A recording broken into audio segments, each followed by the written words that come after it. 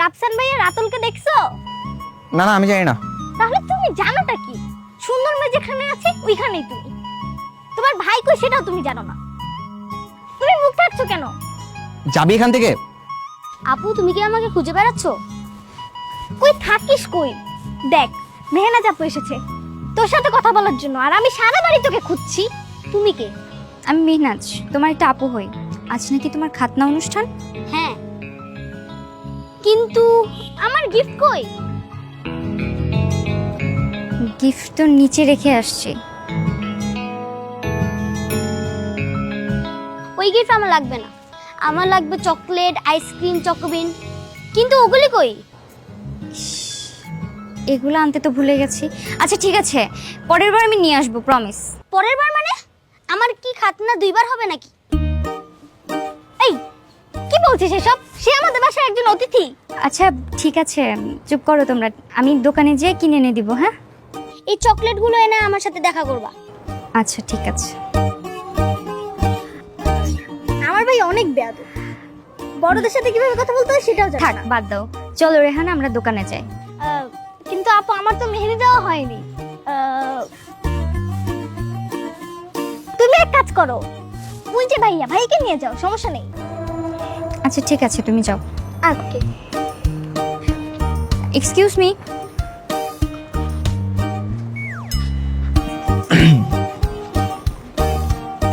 কিছু বলবেন? আমি একটু দোকানে যাব, আমাকে একটু দোকানে নিয়ে চলেন তো। কেন?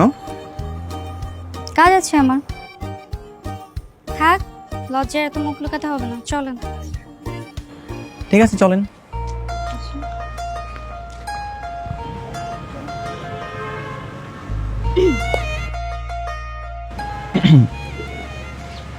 এই শোনেন, একদম হাসা যাবে না, হাসবেন না একদম। আমার হাসি পেলে আমি কি করব? দেখেন, আপনি একটু ভুল বিষয় নিয়ে ভেবেছেন, ওরকম কিছুই না। আচ্ছা একটা কথা বলি, আমি যেটা ভুল করে ভেবেছি সেটা যদি সত্যি সত্যি হতো তাহলে কি হতো? দেখুন, আমি কিন্তু রিক্সা থেকে নেমে যাব। না না না না, রিক্সা থেকে নামতে হবে না। ওকে, আমি হাসি বাদ দিচ্ছি। টপিকটাই বাদ দিন। ওকে বাদ। হ্যাঁ,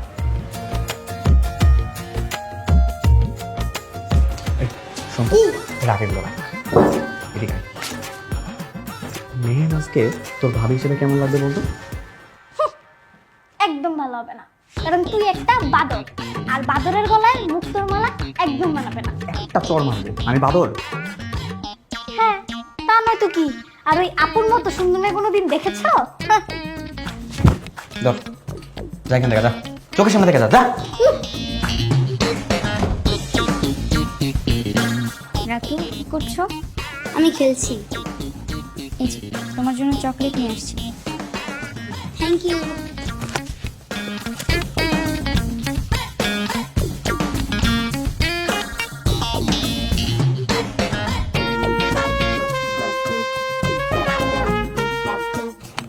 ভাইয়া, আমি কিন্তু তোমার উপর অনেক রেগে আছি।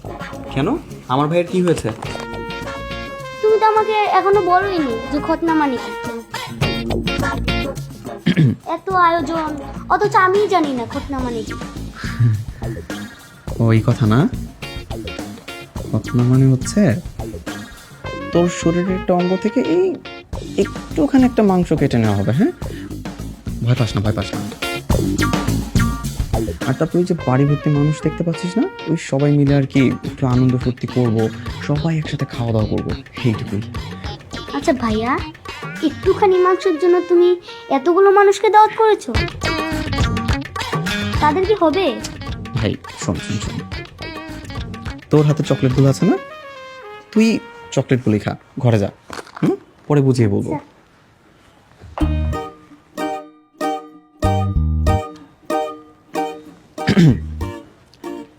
ছোট মানুষ তো বুঝেনি, অত কিছু আর বুঝে? আর সব তো বলাও যায় না, ভয় পাবে না। রাফসান, এভাবে বসে থাকলে চলবে?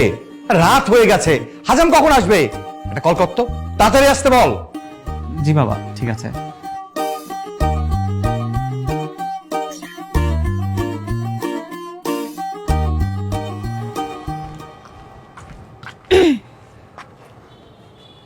কি এখানে দাঁড়িয়ে একা একা কি করছেন? তেমন কিছু না, এমনিতে দাঁড়িয়ে আছি। আপনি আজকে রাতে এখানেই থাকছেন? জি না, আব্বু এয়ারপোর্ট চলে আসছে, একটু পরে এসে আমাকে নিয়ে যাবে। তার মানে চলে যাবেন? জি। তবে আমার একটা বিষয়ে আফসোস থেকে যাবে। কি?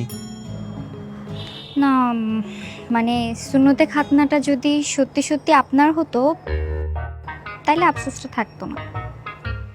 আপনি কি আমার সাথে দুষ্টুমি করছেন? মোটেও না।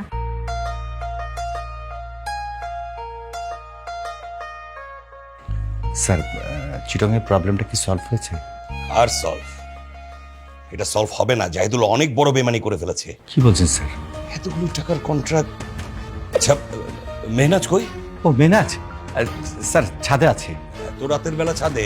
ও কার সাথে ছাদে গেল?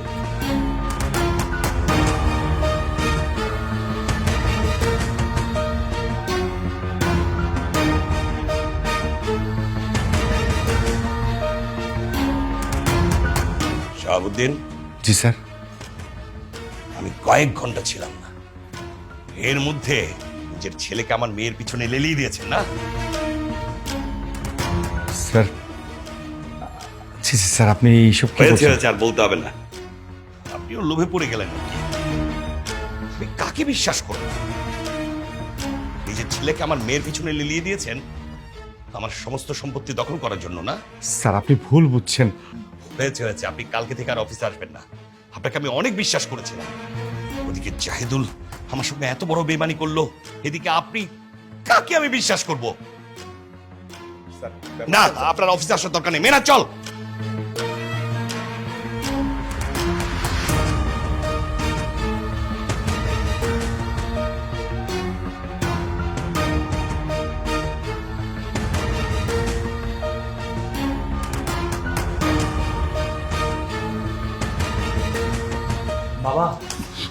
এটা তুমি কি করলে? তোমার ছেলে আজকে আমার মান সম্মান সব নষ্ট করে দিল। আরে বাবা, এটা একটা ভুল বোঝাবুঝি, তাই বলে তুমি এত বড় ছেলেকে হাত তুলবে? চুপ কর। তুই তুই এক্ষুনি আমার চোখের সামনে থেকে চলে যাবি। বাবা তুই এখন যা সামনে থেকে, তোর বাবার মাথা ঠান্ডা হোক তারপর কথা হবে। আমি কি করেছি? আমার কি দোষ? তোর কি দোষ তুই জানিস না? তুই মেয়েটার হাত ধরতে গেলি কেন? আমি শুধু ফাইজলামি করে হাতটা ধরেছিলাম বাবা। তুই জানিস না বড় মেয়েদের সাথে ফাজলামি করা যায় না? ঠিক আছে, আমিও দেখবো এরা কত বড় লোক। আচ্ছা তুমি না, চুপ কর।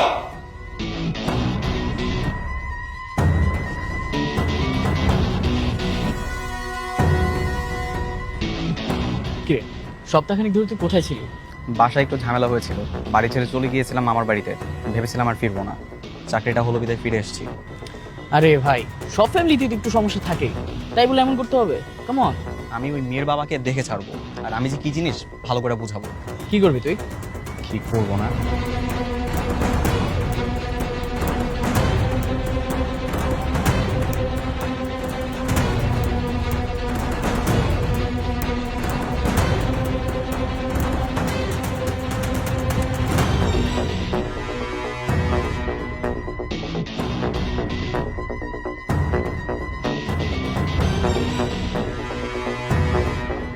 গাড়ি থেকে নামো, তোমার সঙ্গে আমার কথা আছে। কি কথা বলেন? আগে নামো, তারপর বলছি।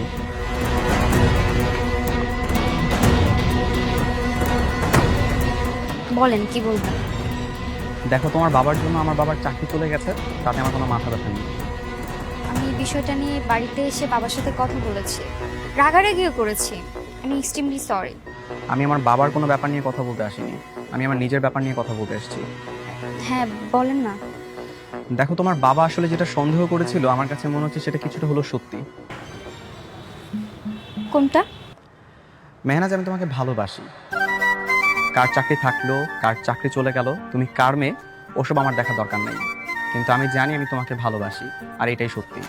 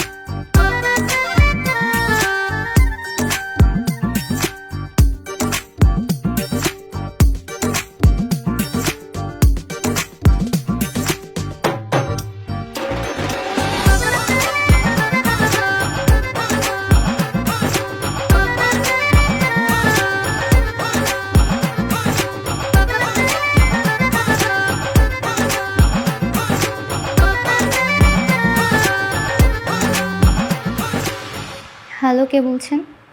তুমি যার কথা ভাবছো সে। মোটেও আমি কারো কথা ভাবছি না। ভাবলেও তো স্বীকার করবে না। আপনি আমার নাম্বার কোথা থেকে পেলেন?